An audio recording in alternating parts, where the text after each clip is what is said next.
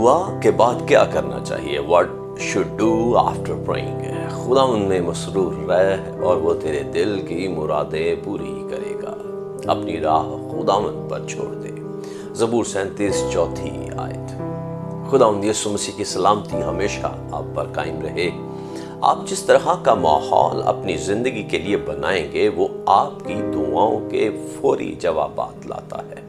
کچھ مسیحی ایسے ہیں جو شکایت کرتے ہیں کہ خدا کی طرف سے ان کی دعاؤں کا جواب نہیں دیا جا رہا۔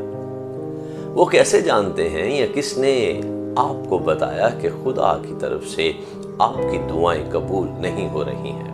یسوع مسیح نے کہا کہ جب ہم دعا کرتے ہیں تو ہمیں اس پر یقین کرنا چاہیے اور ہمارے لیے وہی ہوگا۔ مرقس کی انجیل 11واں باب 23ویں آیت میں یسوع مسیح کا ارشاد موجود ہے، میں تم سے سچ کہتا ہوں جو کوئی اس پہاڑ سے کہے تو اکھڑ جا اور سمندر میں جا پڑ اور اپنے دل میں شک نہ کرے بلکہ یقین کرے کہ جو کہتا ہے ہو جائے گا تو اس کے لیے وہی ہوگا۔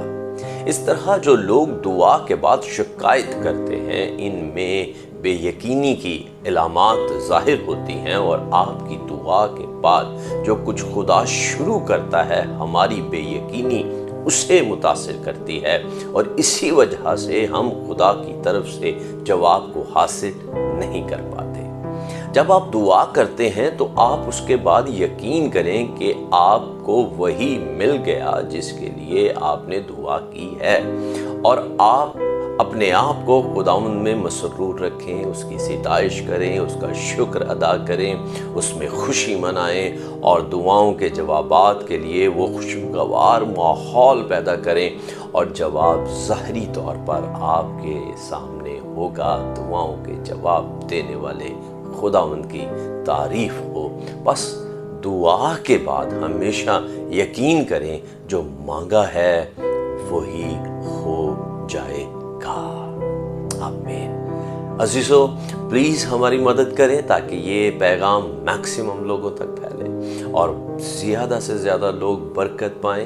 آپ ہمارے یوٹیوب چینل پاسٹر انیس جاوید کو لائک، سبسکرائب اور شیئر کیجیے۔ اپنی دعا یا درخواست اور رائے بھی ہمیں بھیج سکتے ہیں۔ خدا آپ